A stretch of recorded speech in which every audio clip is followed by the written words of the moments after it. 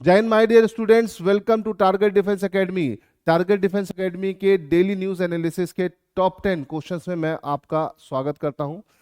अगर हम बात करते हैं तो आज है आपका 9 तारीख, 9 मार्च, और 9 मार्च को जो भी इंपॉर्टेंट करंट अफेयर्स हैं उनको हम क्वेश्चंस के फॉर्म में आपके सामने लेके आए हैं। तो चलिए देखते हैं आज के टॉप 10 क्वेश्चंस को बहुत ध्यान से, है ना। देखिए, पहला आज का क्वेश्चन है और अच्छा क्वेश्चन है। Where was the run for action program held? Run for action, run for action एक कैंपेन है महिलाओं के लिए, क्योंकि कल 8 तारीख थी। 8 तारीख को महिला दिवस था, अंतर्राष्ट्रीय महिला दिवस, इंटरनेशनल विमेंस डे। और इस इंटरनेशनल विमेंस डे के चलते पूरे इंडिया में और वर्ल्ड में बहुत सारे फंक्शन ऑर्गेनाइज किए गए थे। तो run for action program, run for action program की बेटा अगर हम बात करते हैं तो ये रन फॉर एक्शन प्रोग्राम कहां पर हुआ? ऑप्शन है एमपी, तेलंगाना, यूपी, राजस्थान। तो बेटा इसका सही जवाब है तेलंगाना। तेलंगाना में तेलंगाना पुलिस ने इस फंक्शन को बेटा क्या किया? ऑर्गेनाइज किया। ठीक है, अगर हम बात करते हैं तो ये रन फॉर एक्शन प्रोग्राम कहां पर हुआ? हैदराबाद। तेलंगाना का कैपिटल क्या है बेटा? हैदराबाद। इंटरनेशनल विमेंस डे के ओकेशन पे हुआ था और हैदराबाद की जो पुलिस थी उसने इसको ऑर्गेनाइज किया था। तो ये एक इंपॉर्टेंट अपडेट है। ठीक है, फिर आते हैं बेटा अपने अगले क्वेश्चन की तरफ। हमारा जो अगला क्वेश्चन है उसे ध्यान से देखिए। Where was the inauguration of new consulate general of India? है ना, भारत के महावरिष्ठ दूतावास का उद्घाटन कहाँ हुआ? मतलब एक और दूतावास भारत का नया कहाँ पर खुला, है ना। ठीक है, इनको तो आप पहचानते ही, हमारे फॉरेन अफेयर मिनिस्टर है एस जयशंकर। बहुत ही काम के आदमी है, बहुत ही ज्ञानी आदमी है ना। इन्होंने बहुत कुछ किया है इंडिया के लिए। ठीक है, तो अभी रिसेंटली जो हमारा बड़ा महावरिष्ठ दूतावास खुला है वो कहाँ पर खुला है ना। बर्मिंघम, कराची, बेलफास्ट, इनमें से कोई नहीं। तो बेटा बेलफास्ट में इसका हमने इसकी ओपनिंग करी है। बेलफास्ट कहाँ पड़ता है? नीदरलैंड में। तो याद रखिए नीदरलैंड में है। नीदरलैंड आपका कहाँ पर आता है? ब्रिटेन के, यूके के अंदर आता है, इसे ध्यान रखिएगा। ठीक है, अगर हम बात करते हैं तो एस जयशंकर जो हमारे union minister of external affair है ना, ये हमारे 30th मिनिस्टर हैं और अब तक longest serving external affair minister है आफ्टर नेहरू जी। नेहरू जी के बाद इन्होंने बहुत बड़ा रिकॉर्ड बना दिया है। फॉरेन पॉलिसीज को डेवलप करना आसान नहीं होता और एस जयशंकर इसमें बहुत माहिर हो चुके हैं। ठीक है, बेलफास्ट की अगर हम बात करें तो कैपिटल है कहाँ का? नदर्न आयरलैंड का। ठीक है, नदर्न आयरलैंड का ये कैपिटल है। ठीक है, बेलफास्ट कहाँ पड़ता है बेटा? आयरलैंड में। कौन से आयरलैंड में? नदर्न आयरलैंड में। नदर्न आयरलैंड कहाँ पड़ता है आपका? यूके में। ठीक है, एक वर्ड आता है ब्रिटेन, एक आता है ग्रेट ब्रिटेन और एक होता है यूके। तो इन तीनों में आपको डिफरेंस आई होप पता होगा। ठीक है, अगर आपके 4 एरियाज शामिल हैं तो आपका यूके होता है, 3 एरिया होते हैं तो ब्रिटेन होता है। तो इसे याद रखिए, ग्रेट ब्रिटेन और यूके में क्या डिफरेंस है ना। आयरलैंड का ही डिफरेंस होता है, नदर्न आयरलैंड का ही। अगर नदर्न आयरलैंड शामिल है तो यूके, अगर नहीं शामिल है तो ग्रेट ब्रिटेन। अब देखिए एस जयशंकर की बच्चों हम बात करते हैं तो एस जयशंकर ने आपके कई सारे काम किए हैं, है ना। इसमें इन्होंने बुक्स लिख दी है जो कि बहुत इंपॉर्टेंट बुक है ना। The India way, Modi at 2020, why Bharat matters and Modi shaping the global order in flex. ये सारी बुक्स एस जयशंकर जी ने ही लिखी है। इनको आपको थोड़ा सा ध्यान रखना है और अगर पेपर में आता है तो इसको तुरंत आंसर लगाना है, एस जयशंकर। ठीक है, चलिए आगे बढ़ते हैं। ठीक है, उड़ान योजना भारत सरकार ने चलाई थी, उड़े देश का आम नागरिक। उस उड़ान योजना के अंदर ही एक और नया चैप्टर, एक नया अध्याय जोड़ा गया है, उड़ान यात्री कैफे। बेटा अभी हाल फिलहाल में where was the inauguration of उड़ान यात्री कैफे? रिसेंटली अभी किसका हुआ है? तो आपका हुआ है अहमदाबाद एयरपोर्ट, है ना। सरदार वल्लभ भाई पटेल जो इंटरनेशनल एयरपोर्ट है वहां पर हमने उड़ान यात्री कैफे शुरू किया है। मतलब एक अफोर्डेबल प्राइस पर। देखिए उड़ान उड़े देश का आम नागरिक बहुत ही एम्बिशियस स्कीम है मोदी जी की। 2015 में 17 में शुरू किया था और जिससे हर कोई इजीली प्लेन के टिकट्स अफोर्ड कर सके, है ना।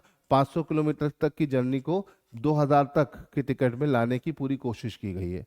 तो मोदी जी की इस प्रयास ने काफी सारे लोगों को मेन स्ट्रीम में फ्लाइट में ट्रेवल करने के लिए क्या कर दिया है? एकदम आगे कर दिया है। और जिसकी वजह से ये एक पार्ट तो हो गया। अब उसके बाद अब जो ट्रैवलिंग कर रहे हैं उसमें उनकी फूडिंग और लॉजिंग का जो कॉस्ट है वो भी कम हो जाए, क्योंकि एयरपोर्ट्स में सारी चीज़ें कितनी महंगी होती है आप जानते ही हैं। तो अब उन चीज़ों को सस्ता करने के लिए ये योजना शुरू की गई है, उड़ान यात्री कैफे, है ना।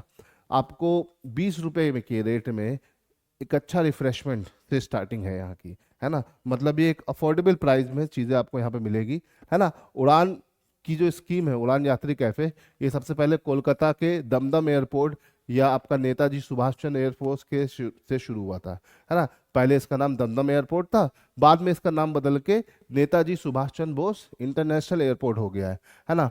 इसका मेन पर्पस क्या है? Offer affordable food and beverages at airport to ease financial burden on the traveller, है ना।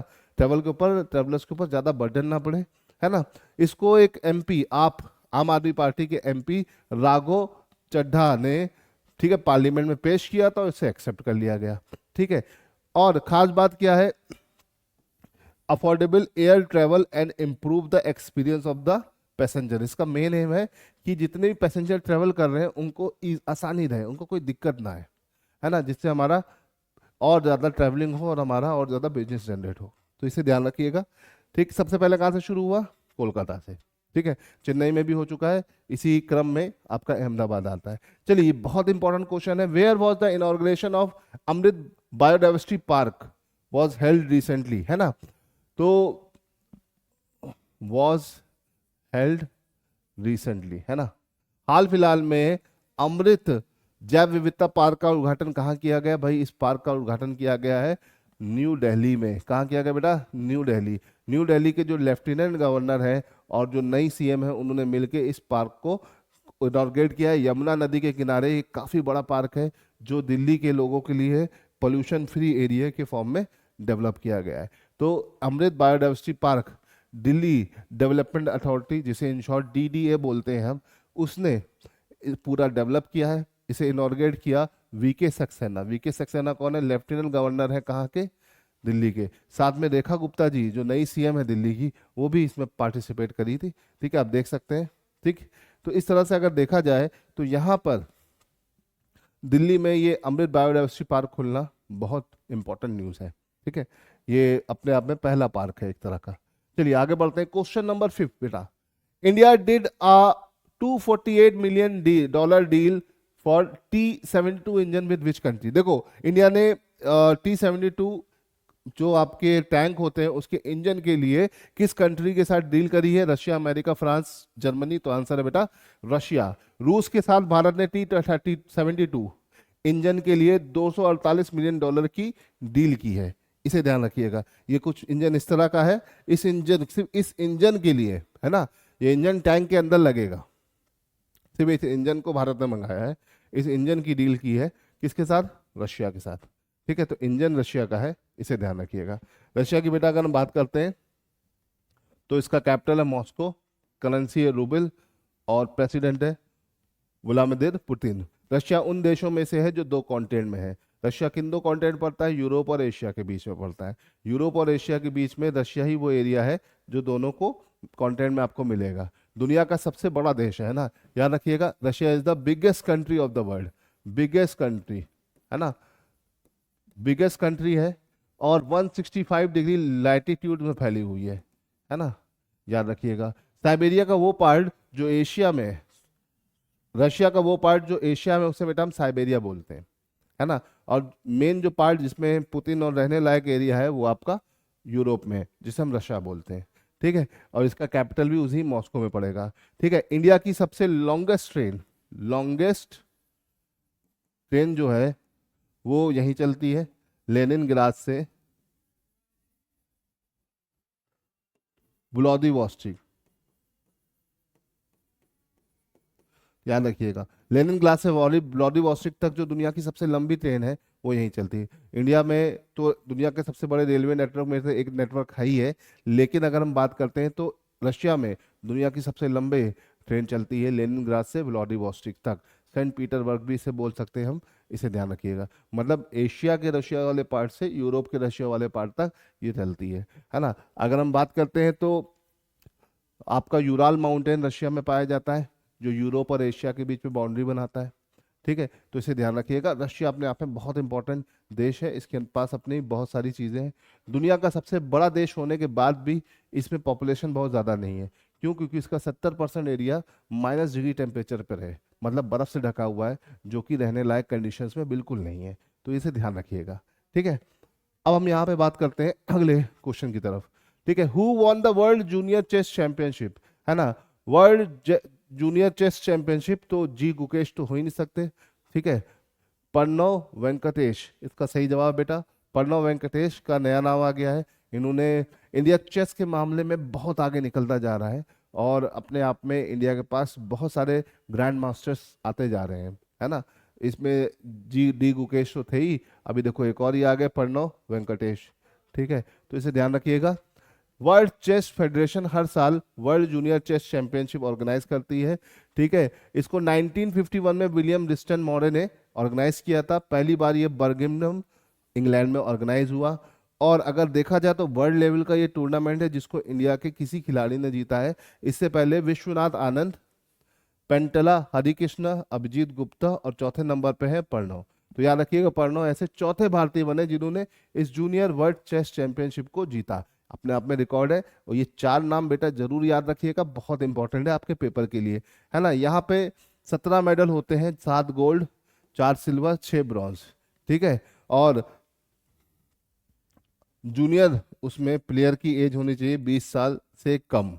20 साल से कम जो भी प्लेयर होगा वो इसमें आ सकता है, तो इसे ध्यान रखिएगा। चलिए आगे बढ़ते हैं अगले क्वेश्चन की तरफ, बहुत इंपॉर्टेंट है। आईफा, है ना, आईफा एक बहुत बड़ा फिल्म फेस्टिवल होता है। ठीक है, और इस बार ये इंडिया में कहाँ पर ऑर्गेनाइज हो रहा है? शिमला, जयपुर, रायपुर, लखनऊ। तो बेटा इसका सही जवाब है जयपुर।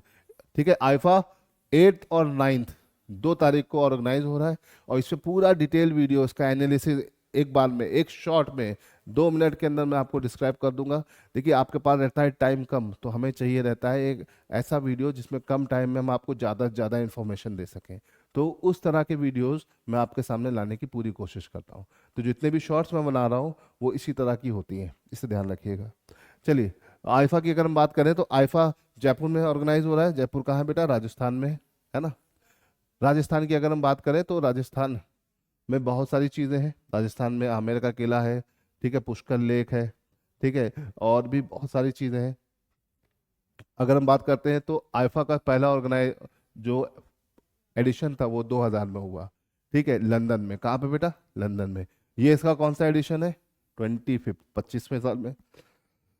तो बेटा अगर हम बात करते हैं तो आईफा हर साल होता है और इस साल ये कहाँ पर हो रहा है? जयपुर, इंडिया में। ठीक है, आईफा को ध्यान रखिएगा, international Indian film festival award है इसका फुल फॉर्म, इसे याद रखिएगा। चलिए अब आगे बढ़ते हैं और बड़ा इंपॉर्टेंट न्यूज है। Chief minister of which state had make a price for the film ticket for 200 minimum 200 rupees. किस मतलब किस स्टेट के मुख्यमंत्री ने फिल्म का टिकट का दाम 200 रुपए कर दिया है? इंग्लिश में थोड़ा सा गलत लिख गया है लेकिन हिंदी में सही है। किस राज्य के मुख्यमंत्री ने फिल्मों के टिकट का दाम कम से कम 200 रुपए करने की मांग करी है? तो ऑप्शन है पंजाब, उत्तराखंड, हरियाणा, कर्नाटक। तो बेटा इसका आंसर है कर्नाटक। कर्नाटक के मुख्यमंत्री जो है उन्होंने बोला है कि यहाँ में फिल्मों का कम से कम दाम होना चाहिए टिकट का 200 रुपये मिनिमम। मिनिमम स्टार्टिंग है, मतलब एक टाइम था हम 30 रुपए में फिल्मों को देखते थे, आज के टाइम में 200 रुपये हो रहा है ना। तो वही क्वेश्चन है, the chief minister of which state, ठीक है, demand for the price of film ticket to 200। Demand होगा यहाँ पर, डिमांड। ठीक है, तो आप इसको इस तरह से कर सकते हो और इसका बेटा आंसर क्या हो जाएगा? इसका आंसर हो जाएगा कर्नाटका। तो कर्नाटका के जो सीएम है उन्होंने बोला है कि भैया टिकट का मिनिमम प्राइस होना चाहिए 200 रुपये। भाई कर्नाटका की अगर हम बात करते हैं बेटा तो कर्नाटका के सीएम है सिद्धारमैया। सिद्धारमैया जो है वो यहाँ के सीएम है और यहाँ का कैपिटल क्या है? बैंगलोर। अगर देखा जाए तो कर्नाटका बहुत आगे निकल चुका है। कर्नाटका में बोले जाने वाली लैंग्वेज कौन सी? कन्नड़। आपने एक मूवी देखी हो KGF? KGF इसी स्टेट की बनी हुई मूवी है ना। हम साउथ की मूवी देखते हैं लेकिन वो भी सब अलग अलग स्टेट्स की होती है। तो KGF आपकी कर्नाटका की बनी हुई मूवी है, कन्नड़ मूवी है ना। तो यहाँ पे कन्नड़ फिल्म इंडस्ट्री बहुत ज़्यादा फ्लोरिश्ड हो रही है, जिसकी वजह से इन्होंने टिकट के रेट को हाई करने की बात की। क्योंकि यहाँ पे जितने भी है मल्टीप्लेक्सेस हैं, मल्टीप्लेक्सेस में आप देखेंगे तो बहुत अच्छा शानदार बना हुआ होता है। तो कम से कम रेट उसका 200 हो तब वो अपनी कॉस्ट जनरेट कर पाएंगे चलने की, तो इसे ध्यान रखिएगा। अगर हम कर्नाटका की बात करते हैं तो silicon valley of India Karnataka में ही है, बैंगलोर में। Silicon valley of India, silicon valley of India किसे बोलते हैं बेटा? बैंगलोर को बोलते हैं, इसे ध्यान रखिएगा। तो काफ़ी सारी चीज़ें हैं जो आपको ध्यान रखना है ना। अगर कर्नाटका की बात करते हैं तो कर्नाटका में एक इंटरनेशनल एयरपोर्ट है, ठीक है, केम्पागौड़ा इंटरनेशनल एयरपोर्ट, है ना। कर्नाटका में बेटा एक एयरपोर्ट है जिसका नाम है केम्पागौड़ा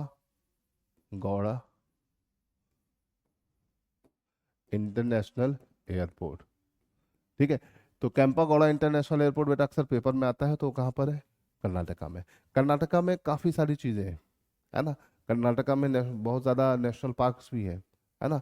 अगर नागरकोल की बात करें या आपके कितने सारे नेशनल पार्क हैं, बांदीपुर है। तो नेशनल पार्क से लेकर बहुत सारी इंपॉर्टेंट चीज़ें हैं जो कर्नाटका जिसके लिए फेमस है। चलिए यहाँ से आगे बढ़ते हैं, अगले क्वेश्चन की तरफ चलते हैं। Question number 9, which film has been release on the occasion of international women's day, है ना। ये क्वेश्चन होगा री रिलीज, है ना। अंतर्राष्ट्रीय महिला दिवस के अवसर पर किस फिल्म को पुनः रिलीज किया गया है ना। दोबारा आजकल एक नया ट्रेंड आ गया है कि जितनी पुरानी पिक्चरें हैं उनको फिर से रिलीज करना बड़े पर्दों पर, क्योंकि वो मूवीज तो बहुत अच्छी थी, उनको आज की जनरेशन नहीं देख पाई। वो आज बड़े पर्दे पर साथ में फैमिली के साथ या अपने लाइफ पार्टनर के साथ देखना चाहते हैं, तो उनको एक उस माहौल को दोबारा जीना है। तो इस वजह से आजकल एक नया ट्रेंड आ गया है कि पुरानी मूवीज को री रिलीज करने का, है ना। इसमें कई सारी मूवीज लाइनअप है, नमस्ते लंदन भी है, बहुत सारी मूवीज है। तो अभी वुमेन्स डे के अवसर पर किस मूवी को फिर से री रिलीज किया गया? तो ऑप्शन है हाईवे, जूस, मैरी कॉम, थप्पड़। तो बेटा यहाँ पर अगर देखा जाए तो आलिया भट्ट की जो हाईवे है उसको रिलीज किया गया, ठीक है। हाईवे हाईवे अपने आप में बहुत ही क्रिटिकली अक्लेम मूवी थी, 2014 में आई थी बेटा। कब आई थी? 2014 में, है ना। ये मूवी 2014 में आई थी। इम्तियाज अली इम्तियाज अली इस मूवी के डायरेक्टर थे, है ना। आलिया भट्ट के अपोजिट में रणदीप हुड्डा थे, और अपने आप में एक अलग ही कैटेगरी की मूवी है। अगर आपने नहीं देखा है तो इसे जरूर देखिएगा, ठीक है। तो बहुत सारी मूवीज होती है कि यंगस्टर जो आज के उन्होंने नहीं देखी होती है, तो उनको भी इस तरह की मूवी देख के थोड़ा सा एक लेसन मिलता है। बहुत ही एंटरटेनिंग और लेसन गिविंग मूवी है, याद रखिएगा। चलिए आगे बढ़ते हैं क्वेश्चन नंबर 10 की तरफ। बेटा 10 नंबर पे चलते हैं। Where was the largest literacy festival of Asia organise? Asia का सबसे बड़ा साहित्योत्सव का आयोजन कहाँ पर हुआ? ऑप्शन है हैदराबाद, तिरुवनंतपुरम, न्यू दिल्ली, चेन्नई। तो बेटा इसका जवाब हो जाएगा न्यू दिल्ली, नई दिल्ली। नई दिल्ली में इस फेस्टिवल का ऑर्गेनाइजेशन हुआ है ना। ये एशिया का सबसे बड़ा साहित्य उत्सव है ना। और इसका ऑर्गेनाइजेशन शुरू हो चुका है, ठीक है, इसे ध्यान रखिएगा। और सबसे पहले इसकी स्टार्टिंग हुई थी 2012 में। Sahitya academy, Indian national academy of letter इसको ऑर्गेनाइज करती है हर साल। और इसका मेन एम है to promote a love for literature, encourage reading culture and provide a platform to author to share their work, facilitate discussion on the various topic and connect readers with writers from diverse background, ठीक है। तो एक तरीके से literature की field को बढ़ावा देने के लिए ये पूरा किया गया है ना। इसका मेन एम है कि जो मेन स्ट्रीम के राइटर हैं वापस रिटन फॉर्म में चीज़ें शुरू कर रहे हैं, वो जनता तक पहुंचना। तो इसे ध्यान रखिएगा, ठीक है। तो ये सारे मेन पॉइंट्स हैं जो आपको ध्यान रखने बच्चों। तो हमने देख लिया आज के टॉप 10 करंट अफेयर्स, और अगर ये करंट अफेयर अच्छे लग रहे हैं तो हमारे साथ इसी तरह जुड़े रहिए।